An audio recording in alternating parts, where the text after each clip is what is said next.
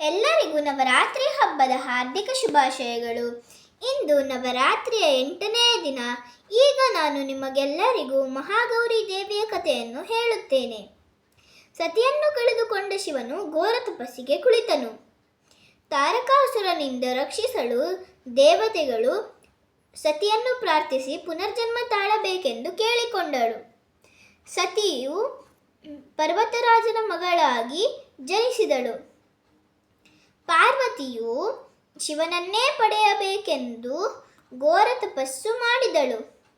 ಸಾವಿರಾರು ವರ್ಷಗಳು ಘೋರ ತಪಸ್ಸನ್ನು ಮಾಡಿದ ಪಾರ್ವತಿಗೆ ಅವಳ ಕಾಂತಿ ಹಾಗೂ ತೇಜಸ್ಸು ಕಳೆದುಕೊಂಡಳು. ಪಾರ್ವತಿಯ ಘೋರ ತಪಸ್ಸನ್ನು ನೋಡಿದ ಶಿವನು ಅವಳೇ ಸತಿ ಎಂದು ತಿಳಿಯಿತು ಹಾಗೂ ಅವಳನ್ನು ಮದುವೆಯಾಗಬೇಕೆಂದುಕೊಂಡಾಗ ಶಿವನು ತನ್ನ ಕೂದಲಿಂದ ಗಂಗೆಯನ್ನು ಪಾರ್ವತಿಯ ಮೇಲೆ ಹರಿಯಲು ಬಿಟ್ಟನು.